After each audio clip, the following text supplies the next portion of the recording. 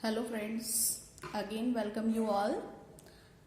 जैसा कि हमारा कोरिलेशन का टॉपिक चल रहा था और आज हम इसमें टॉपिक करने वाले हैं मेथड्स ऑफ कोरिलेशन। टाइप्स हम कर चुके हैं, तो मेथड्स ऑफ कोरिलेशन यानी कोरिलेशन कोफिशिएंट जो है उसको फाइंड आउट करने के कौन कौन से मेथड्स होते हैं। ठीक है, तो दो मेथड इसके अंदर होते हैं। एक तो होता है स्पीयरमैन्स रैंक डिफरेंस मेथड, यानी इसको हिंदी में बोलते हैं रैंक डिफरेंस मेथड, यानी स्थान क्रम विधि। ठीक है, और ये जो है किसने दिया था? स्पीयरमैन ने दिया था, इसीलिए इसे स्पीयरमैन रैंक डिफरेंस मेथड कहते हैं।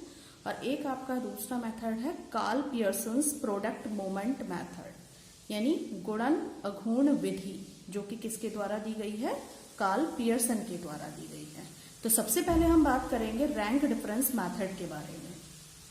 तो रैंक डिफरेंस मेथड के बारे में कुछ चीजें जान लेते हैं। सबसे पहली चीज कि इसको जो है, ये जो मेथड है ये किसके द्वारा प्रतिपादित किया गया है? प्रोफेसर चार्ल्स स्पीयरमैन के द्वारा। प्रोफेसर चार्ल्स स्पीयरमैन, ठीक है। और क्योंकि ये प्रोफेसर चार्ल्स स्पीयरमैन के द्वारा प्रतिपादित किया गया मेथड है, इसीलिए इस विधि को स्पीयरमैन विधि भी कहते हैं। ठीक है, अब आप अगर इसमें देखें तो रैंक डिफरेंस मेथड यानी किसका? रैंक यानी क्रम। ठीक है, तो यानी इसमें ये जो विधि होती है इसमें जो कोरिलेशन कोफिशिएंट की यानी कि सहसंबंध गुणांक की जो गणना की जाती है वो किसके आधार पर की जाती है? क्रमों के आधार पर इसमें गणना की जाती है। यानी क्रमों के आधार पर, यानी हम क्या करते हैं, जो हमारे पास स्कोर्स होते हैं उनको हम रैंक दे देते हैं। ठीक है, और उसके आधार पर हम कोरिलेशन कोफिशिएंट फाइंड आउट करते हैं। ठीक है, नेक्स्ट इंपॉर्टेंट चीज इसमें कि इसके अंदर जो सहसंबंध गुणांक हम निकालते हैं उसको क्या कहा जाता है? रो कहा जाता है। ये ग्रीक अक्षर है, ठीक है, ये ग्रीक भाषा का अक्षर लिया गया है, इसे कहते हैं रो। ठीक है, इसका सिंबल ऐसा होता है पी की तरह। ठीक है, लेकिन ये यहां से इस तरीके से आ जाता है। ठीक है, तो ये इसे रो कहते हैं और इसके द्वारा ही इसको प्रदर्शित करते हैं। एक तरीके से हम कहें कि रैंक डिफरेंस मेथड में जो कोरिलेशन कोफिशिएंट है उसका सिंबल क्या होता है? रो होता है। ठीक है, नेक्स्ट इसमें है कि अगर हम इसमें देखें तो इसके अंदर हम जो गणना की जाती है वो किसके आधार पर की जाती है? क्रमों के आधार पर की जाती है। इसीलिए इसमें जो भी हमारे पास रियल स्कोर्स होते हैं यानी जो भी वास्तविक अंक होते हैं उनकी वो कितने शुद्ध हैं उसकी आवश्यकता नहीं होती। मान लीजिए उसमें एक आधा उसका अंतर भी हो जाता है, तो अगर हमें ये पता हो कि ये इतने नंबर पे है तो उससे काम चल जाता है। यानी अगर हमें जो स्कोर्स दिए गए हैं उनका रियल जो है एक्यूरेसी अगर नहीं भी पता है तो भी हम इसको निकाल सकते हैं, क्योंकि इसके अंदर हमें क्या करना होता है? उन्हें रैंक देनी होती है। ठीक है, इसीलिए क्योंकि इसके अंदर हम जो वास्तविक अंक होते हैं उनकी शुद्धता की इसके अंदर आवश्यकता नहीं होती, इसीलिए ये जो विधि होती है ये कैसी होती है? लेस रिलायबल, यानी कि कम विश्वसनीय होती है। किसकी अपेक्षा में? जो हमारा प्रोडक्ट मोमेंट मेथड है उसकी अपेक्षा में। ठीक है, नेक्स्ट इसमें आता है कि अगर हमें जो है कोरिलेशन कोफिशिएंट ज्ञात करने के लिए बोला जाए और अगर हमें ये कहा जाए कि जो है आपको सामान्य विश्वसनीय सहसंबंध गुणांक ज्ञात करना है, तब हम इस विधि का प्रयोग करते हैं। ठीक है, अच्छा, तीसरी नेक्स्ट चीज क्या होती है इसके अंदर कि जो भी हम सैंपल साइज होता है हमारा वो क्या होता है कि जो एन है, एन यानी नंबर ऑफ स्टूडेंट्स कह लीजिए या नंबर ऑफ जो है सैंपल साइज कह लीजिए, तो कितने तक हम ले सकते हैं इसके अंदर? 30 या 30 से कम। अगर हमारा सैंपल साइज इससे बड़ा होता है तब हमें कौन सा मेथड इस्तेमाल करना चाहिए? प्रोडक्ट मोमेंट मेथड का इस्तेमाल करना चाहिए। तो एक तरीके से हम कहें कि अगर 30 से कम जो है नंबर ऑफ स्टूडेंट्स हैं तो उस केस में हम यानी कि छोटे समूह में हम इसका यूज करते हैं। ठीक है, तो अब बात कर लेते हैं इसके कंप्यूटेशन की। ठीक है, तो जब हम जो है रैंक डिफरेंस मेथड का यूज करते हैं तो उसमें किस तरीके से हम कोरिलेशन कोफिशिएंट को ज्ञात करते हैं, तो इसकी सबसे पहले इसके कुछ स्टेप्स जान ले रहे हैं, ज्यादा नहीं है, थोड़े से। सबसे पहला आता है इसमें कि फाइंड आर एक्स, आर और एक्स आर एक्स का मतलब है आर फॉर रैंक और एक्स यानी एक्स की, ठीक है। यानी जो एक्स के स्कोर्स दिए गए हैं, यानी आपको दो वेरिएबल्स दिए गए होंगे, ठीक है। तो दो वेरिएबल्स में सबसे पहले जो पहला वेरिएबल्स है, मान लीजिए हम पहला वेरिएबल एक्स मान ले रहे हैं, तो सबसे पहले हमें क्या करना है कि उसके रैंक्स निकालनी है। जो एक्स वेरिएबल है उसके हमें रैंक्स फाइंड आउट करने हैं, ठीक है। सेकेंड स्टेप में हमें क्या करना है कि जो वाई वेरिएबल है उसके रैंक्स फाइंड आउट करने हैं, यानी आर वाई फाइंड आउट करना है। देन थर्ड स्टेप में हमें डी फॉर डिफरेंस, ठीक है, डी फॉर डिफरेंस यानी रैंक का डिफरेंस, ठीक है। तो डिफरेंस, डी फॉर डिफरेंस यानी अंतर, ठीक है। अंतर किसका? क्रमों का, क्योंकि ये कौन सी है? स्थान क्रम विधि है, ठीक है। तो इसमें हमें अंतर निकालना होता है रैंक्स का। तो ये क्या है? मॉडुलस का साइन है। मॉडुलस का साइन यानी आपको बिना जो है साइन को इंपॉर्टेंस दिए केवल क्या देखना है? दोनों रैंक्स यानी आर एक्स और आर वाई का अंतर देखना है, चाहे वो पॉजिटिव है और नेगेटिव है तो वो सब कैसा माना जाएगा? पॉजिटिव में आ जाएगा। जब ये मॉडुलस का साइन लगा होता है तो इसका मतलब क्या है कि आपको साइन को इग्नोर कर देना है, साइन की तरफ ध्यान नहीं देना है। तो डी फाइंड आउट कर लेंगे। नेक्स्ट स्टेप में हमें डी स्क्वायर फाइंड आउट करना है, ठीक है। डी स्क्वायर यानी कि डी इंटू डी, ठीक है, डी इंटू डी, ठीक। नेक्स्ट स्टेप में हमें जो फॉर्मूला है, मेन फॉर्मूला जो रैंक डिफरेंस मेथड का जो फॉर्मूला है वो अप्लाई करना है, ठीक है। ये क्या है आपका formula? This is the main formula of rank difference method, ठीक है। तो ये क्या होता है?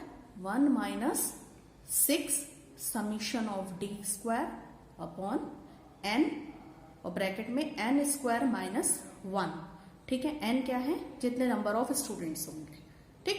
अब यहां पर एक क्वेश्चन देख लेते हैं, इसके हिसाब से मैं आपको समझा दूंगी तो आपको आराम से समझ में आएगा।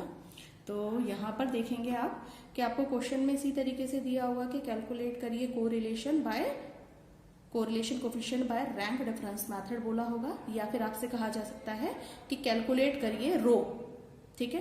तो सेम चीज है। तो आपको यहाँ पर एक्स वेरिएबल दिए हुए हैं और वाई वेरिएबल दिए हैं। तो सबसे पहले हम क्या निकालेंगे? फर्स्ट स्टेप हमारा क्या है? R x. तो हम एक आर एक्स निकाल ले रहे हैं। आर एक्स में अब हमें क्या देखना है? सबसे पहले आप इसके अंदर क्या देखिए? सबसे हाईएस्ट स्कोर देखिए। तो अगर आप हाईएस्ट स्कोर देखेंगे तो कौन सा है?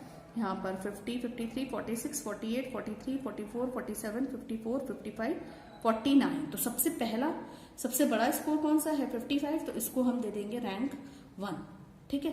देन क्या है? 54, इसको दे देंगे 2 रैंक। इसके बाद 53, इसको 3 रैंक दे देंगे। देन है आपका 50, इसको दे देंगे हम 4 रैंक, ठीक है। 50 के बाद आपका 49 है, इसको 5 रैंक दे दिया। इसके बाद आपका 48 है तो इसको हमने 6 रैंक दे दिया। देन आपका 47 है, इसको हमने 7 रैंक दे दिया। देन आपका 47 के बाद 46, तो इसको हम 8 रैंक दे देंगे, ठीक है। 46 के बाद आपका 44, तो इसको हमने 9 रैंक दे दिया और ये हमारा हो गया 10 रैंक, ठीक है। तो आपको मतलब एक तरीके से हम कहें कि जो सबसे बड़ा नंबर है उसको पहला रैंक, उसके बाद उससे जो छोटा है उसको सेकंड रैंक, इस तरीके से आपको रैंक इसके अंदर देनी होती है, ठीक है। तो ये तो हमने निकाल लिया किसका? आर एक्स का। अब हम किसका निकालेंगे? सेम प्रोसीजर से हम आर वाई का निकालेंगे। अब यहाँ आर वाई अगर देखें तो 56, 52, 44, 43, 41, 48, 54, 55, 47, 46। तो सबसे पहले अगर हम देखें तो सबसे बड़ा कौन सा है? 56। तो इसको हम दे देंगे 1 रैंक। देन आपका है क्या है? 55, तो यानी ये 2 रैंक हो गई। देन 54, ये 3 रैंक हो गई। देन आपकी 54 के बाद 53 तो नहीं है, 52 है, तो इसको दे देंगे हम 4 रैंक, ठीक है। 52 के बाद आपका कौन सा है? 48, ठीक है। तो 48 है, तो 4 के बाद कौन सा आ जाएगा? 5, 47, ये 6 हो गया, फिर ये 7 हो गया। देन आपका 8, 9 और दिस इज 10, ठीक है। तो इस तरीके से हमने क्या कर लिया? इनको रैंक्स दे दी। अब फर्स्ट स्टेप हो गया, सेकंड हो गया। नेक्स्ट है हमारा थर्ड स्टेप, हमें क्या निकालना है, डी। और डी हमारा क्या है, d is equal to modulus of r x minus r y. ठीक है, तो मॉडुलस यानी डिफरेंस लेना है आपका। तो अब यहाँ पर देखिए 4 और 1 का डिफरेंस कितना होगा, 3। 3 और 4 का डिफरेंस 1, 8 और 8 का डिफरेंस 0, 6 और 9 का डिफरेंस 3, 10 और 10 का 0, 9 5 का 4, 7 और 3 का 4, 2 और 2 का 0, 1 और 6 का 5 और 5 और 7 का 2। क्योंकि हमने यहाँ मॉडुलस लगा रखा है इसीलिए ये सारी डिजिट्स जो हैं वो पॉजिटिव हो जाएंगी। जैसे 3 और 4 का वैसे हम डिफरेंस देखें तो क्या हो जाएगा, -1 हो जाएगा, लेकिन ये मॉडुलस लगा है इसीलिए ये पॉजिटिव बन। ठीक है, चलिए अब हमारा है नेक्स्ट स्टेप डी स्क्वायर।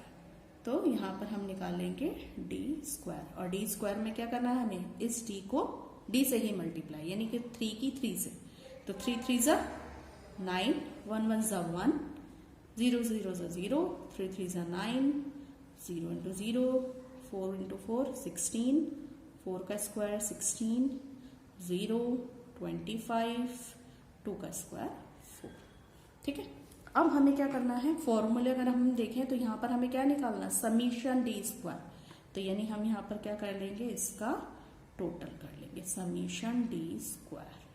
ठीक है, टोटल करेंगे तो 9 और 1 10, 10, 10 और 9 19, 19 और 6 25, 25 और 35, 45, 45 और 6 कितना हो गया, 45 और 6 51, 51, 51 और 4 55, 55 और 25 80। ठीक है, तो ये हमारे पास आ गया 80। ठीक, अब हम यहाँ पर फॉर्मूला अप्लाई करेंगे। तो हमारा जो फॉर्मूला है, तो रो बराबर कितना है, 1 minus summation of d square upon n into n square minus 1। ठीक है, तो अब 1 minus summation d square 6 into, ठीक है, 6 इंटू समीशन डी स्क्वायर। ठीक है, तो 6 की जगह पर 6 लिखेंगे और 6 इंटू समीशन डी स्क्वायर है तो इसलिए इंटू डॉट है ये।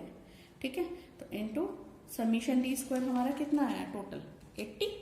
ठीक है, तो यहाँ पर आप देखेंगे 80 आया है, तो यहाँ पर हम लिख लेंगे 80। ठीक है, अपॉन में एन, एन हमारे पास कितना है, यहाँ पर आप काउंट करेंगे कितने हैं, 1 2 3 4 5 6 7 8 9 10। ठीक है, तो कितने हैं 10, एन की वैल्यू कितनी हो गई 10। ठीक है, और एन स्क्वायर यानी कि किसका स्क्वायर, 10 का स्क्वायर माइनस 1। ठीक है, अब यहाँ पर देखो 1 माइनस 6 इंटू 80 अपॉन ये 10 इंटू, अब अगर हम 10 का स्क्वायर करें तो 10 का स्क्वायर क्या होता है, 10 का स्क्वायर क्या होता है, यहाँ पर देखिए 10 का स्क्वायर, तो दैट इज 10 इंटू 10, यानी कितना हो गया 100। तो यानी 100 में से -1, ये कितना हो गया 100 माइनस 1। ठीक है, तो 1 माइनस 6 इंटू 80 अपॉन 10 इंटू 99। ठीक है, अब हम यहाँ क्या करेंगे, ये 0 से ये 0 कैंसिल हो जाएगा। ठीक है, और यहाँ पर आप कर दीजिए इसको 1 माइनस 6 8 48 अपॉन 99, ये हमारे पास बच गया। अब अगर हम इसको यहाँ पर 1 माइनस 48 को डिवाइड करेंगे 9 से 99 से, तो हमारे पास कितना आ जाता है 0.484। ठीक है, 3 डेसिमल प्लेसेस तक निकाल लीजिए क्योंकि हमें 2 डेसिमल प्लेसेस तक रखना होता है। ठीक है, तो हम 3 डेसिमल प्लेस तक रखेंगे इसको। तो अगर हम यहाँ देखें तो 3 डेसिमल प्लेस तक हमने निकाला है और लास्ट डिजिट जो है वो कितनी है 5 से कम है, तो इसलिए कितना रह जाएगा 0.48। ठीक है, तो 1 में से 0.48 माइनस करेंगे, 1 में से क्या माइनस करना है 0.48। तो 48 माइनस करेंगे तो कितना बचेगा 2 और 5, यानी 0.52। तो 0.52 किसका बचा है, प्लस का बचा हुआ है। ठीक है, तो अब हमें क्या करना है, इसका इंटरप्रिटेशन। ठीक है, क्या करना है, इंटरप्रिटेशन। मैंने आपको बताया था, कल व्याख्या बताई थी कि किस तरीके से हमें करनी होती है। तो 0.52, तो 0.52 किसके बीच में आएगा, किस प्रकार का कोरिलेशन है ये, मॉडरेट। ठीक है, और सिंबल किसका है, प्लस का। तो यानी कैसा कोरिलेशन होगा, there is a moderate positive correlation between x and y।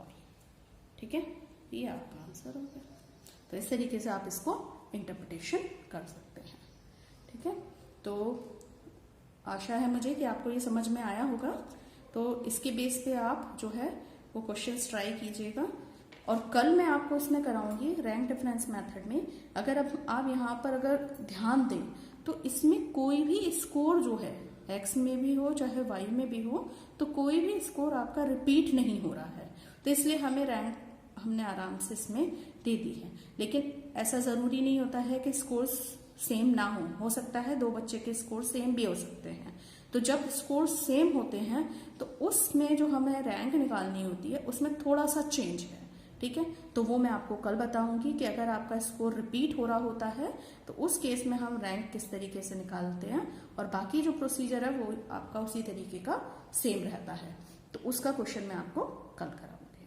ठीक है, तो होप कि आपको जो है ये वीडियो अच्छा लगा होगा और आप इससे रिलेटेड क्वेश्चन जो है वो कर देखें। Thank you, have a nice day.